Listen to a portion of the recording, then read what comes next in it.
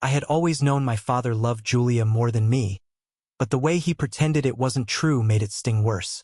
He'd spread his arms around us, crack one of his big jokes, and act like we were all in on the same secret, that he was a good dad. And we'd laugh because it was easier than starting a fight we couldn't win.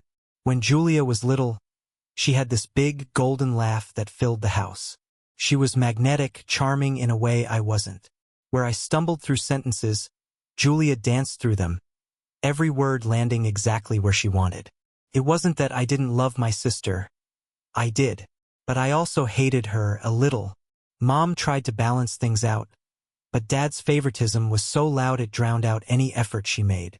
Julia got the new bike. I got her hand-me-downs. Julia got driving lessons, paid for by Dad. I was told to learn the old-fashioned way by figuring it out myself. Life's not fair, Ethan, Dad would say whenever I protested. Best you learn that now. By the time I was 17, I had given up on being angry and just focused on getting out. I wanted to study architecture, and I spent hours hunched over drafting tables in the high school art room, chasing the kind of precision that Julia's golden charm could never match. I thought maybe, just maybe, Dad would respect me for that.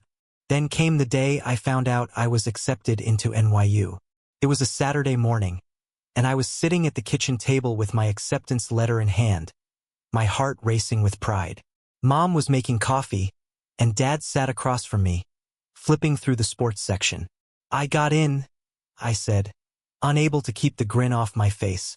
NYU. Dad lowered his paper and raised an eyebrow. Good school, he said, his tone casual. Too casual. I need to put down a deposit soon, I added, and I'll need help with tuition. Dad set the paper down and took a long sip of his coffee. Ethan, he began, in the same tone he used when he was about to crush a big dream. That's great, but we've been helping Julia get her business off the ground. Funds are tight. You'll figure it out. You're smart like that. I stared at him, my stomach sinking. So, you're not paying for anything? Loans.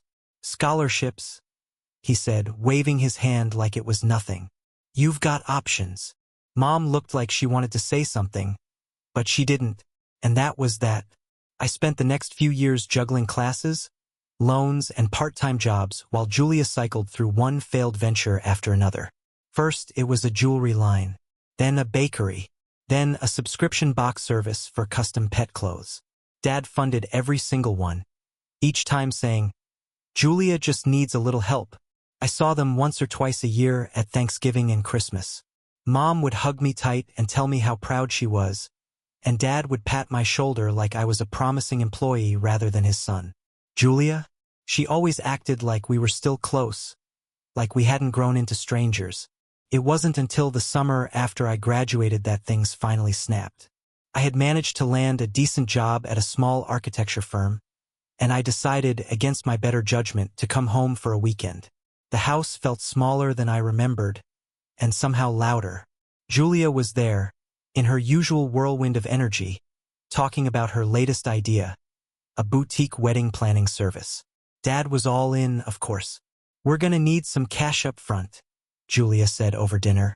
Just for marketing. The numbers really make sense if you look at the projections. Of course, honey, Dad said, grinning. We'll make it work. I set my fork down and took a deep breath. What about Mom? Has anyone asked what she thinks? The room went silent. Mom looked down at her plate. Ethan, Dad said sharply, Julia's trying to build something here. You know how tough that is. I do, I said, meeting his gaze. But maybe it's time she learned to do it without using other people's money. Julia laughed, but there was no warmth in it. You don't know what you're talking about, Ethan. Not everyone gets to hide behind a desk and play it safe. I stood up, the chair scraping loudly against the floor. You're right, I said. Some of us don't get the luxury of failing over and over and having someone else clean up the mess. I left the house that night, the fight still ringing in my ears. For weeks, I avoided their calls. But then, 2 months later, everything changed. It was a Tuesday afternoon when the email came. My father had died suddenly, a heart attack. Mom asked me to come home to help with the arrangements. Walking into that house without him there felt like stepping into a hollow shell. Julia was subdued, quieter than I'd ever seen her.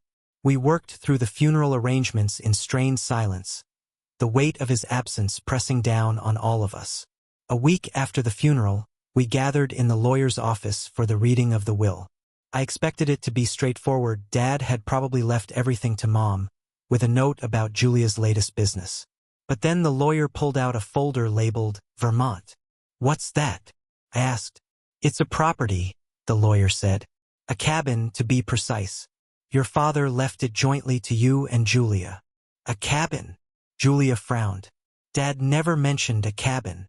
The lawyer slid a key across the table. "It's remote. He specified that the two of you must visit it together before deciding what to do with it. Sell it, keep it, it's up to you. But you need to see it first." Julia rolled her eyes. "Great. Another one of Dad's projects. You can have it, Ethan." "It's not that simple," the lawyer said.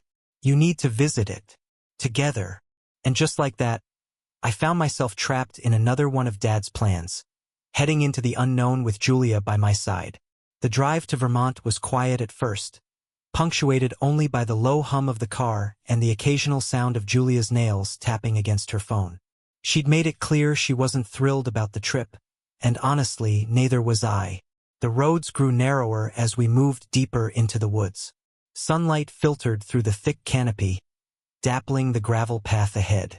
The GPS lost signal about 20 minutes before we reached the cabin, forcing us to rely on a set of old, handwritten directions from the lawyer. When we finally pulled up, we both stared at the cabin in stunned silence.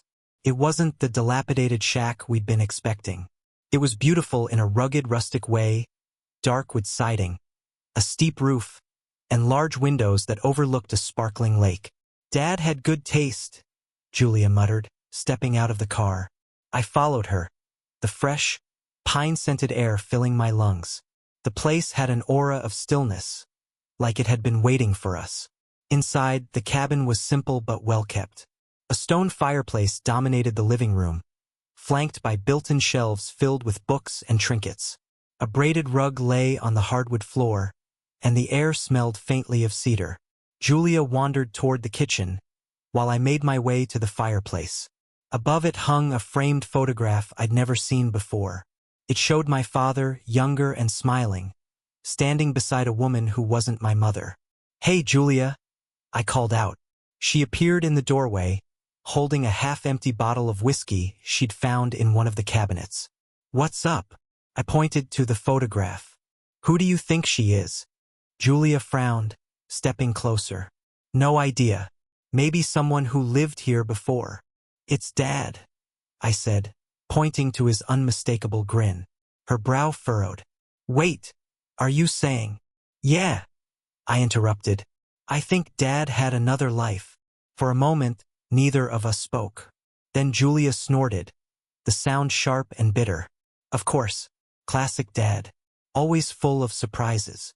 We spent the next hour combing through the cabin, looking for answers. Most of the drawers were empty, but in the bedside table of the main bedroom, I found a small stack of journals. The leather bindings were worn, the pages yellowed with age. I opened the first one, and there it was. My father's handwriting, neat and deliberate. "March 3rd, I read aloud. "Spent the weekend with Sarah at the cabin. She says she's ready to tell the kids, but I don't know how. How do you explain something like this? How do you break the world you've built?"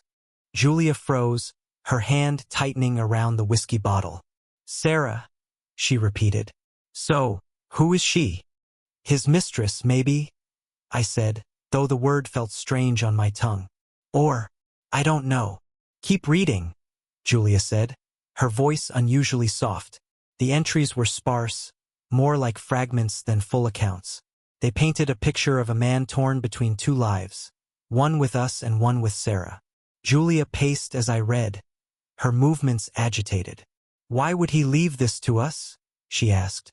"Did he think we'd just stumble on this and what? Forgive him?" I didn't have an answer.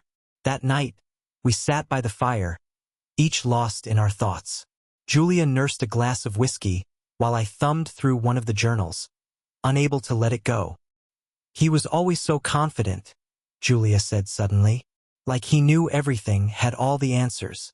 But this makes him look so small. I nodded, understanding what she meant. For all his bravado, Dad had been just as flawed, just as human, as the rest of us. We have to tell Mom, I said, breaking the silence. Julia shook her head. Are you kidding? It would destroy her.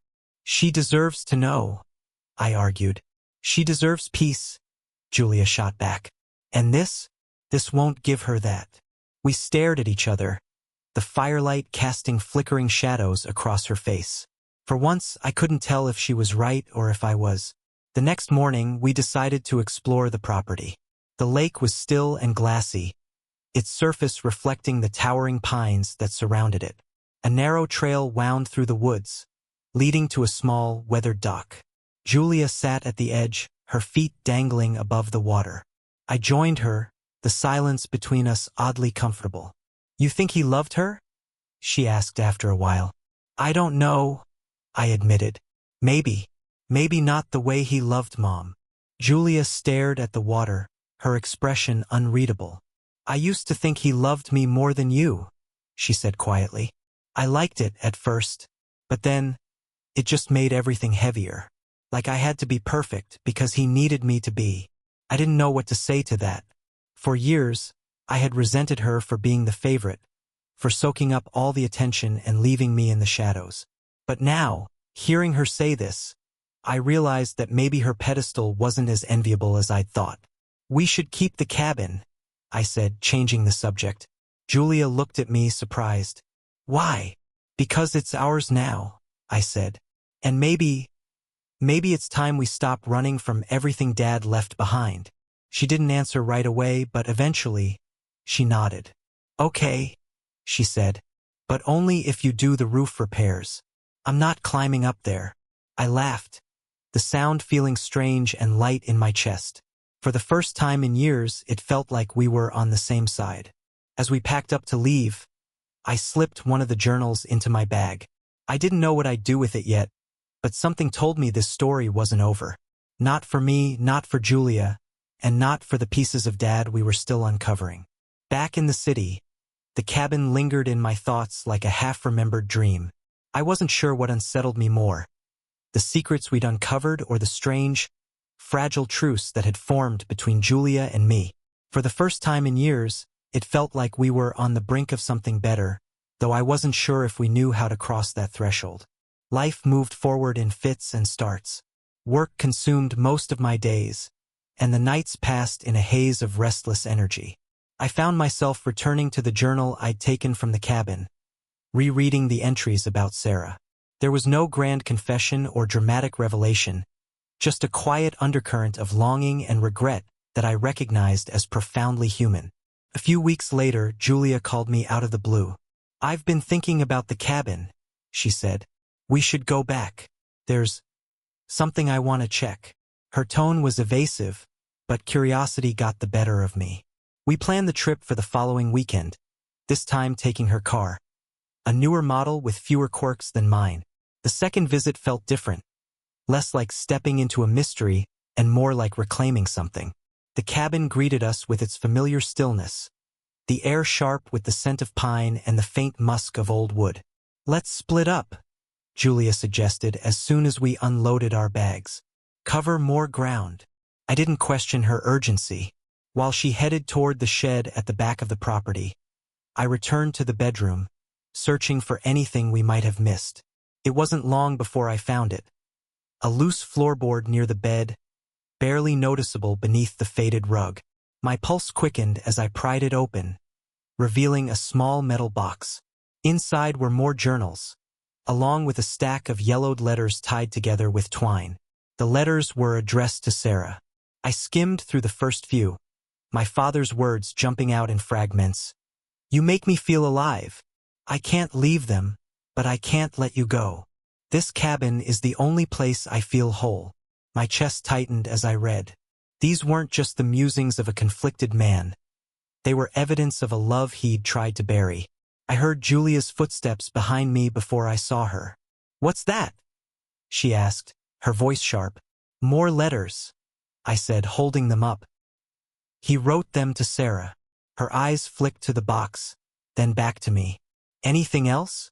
Just journals, I said, though the weight of what I'd read hung heavily between us. Why? What were you looking for? Julia hesitated, her usual confidence faltering. When I was digging through the shed, I found something strange, a deed. It's for another property, just outside of town. It's in Sarah's name. I blinked, trying to process her words. You think Dad bought her a second place? Maybe, Julia said. Or maybe it's hers, and he just visited. The thought made my stomach churn. This wasn't just a secret life, it was a secret legacy. We spent the rest of the day piecing together what little we could. The deed listed an address on a quiet stretch of road about 10 miles away. After some debate, we decided to drive there the next morning. The house was small and unassuming, a single-story structure with peeling paint and a sagging porch. There were no signs of life, no car in the driveway, no lights in the windows. Should we go inside? Julia asked, her voice unsteady. I hesitated. We don't even know if we have the right to. Dad left us the cabin, she pointed out. Maybe he meant for us to find this too. The door was unlocked, the hinges groaning as we stepped inside. The air was stale, heavy with the scent of dust and abandonment. The living room was sparse, furnished with a worn couch and a coffee table cluttered with old magazines. On the mantel above the fireplace was a single photograph. My father and Sarah, smiling as though they had all the time in the world. Julia picked up the frame, her expression unreadable. He really loved her, she said softly. I didn't respond.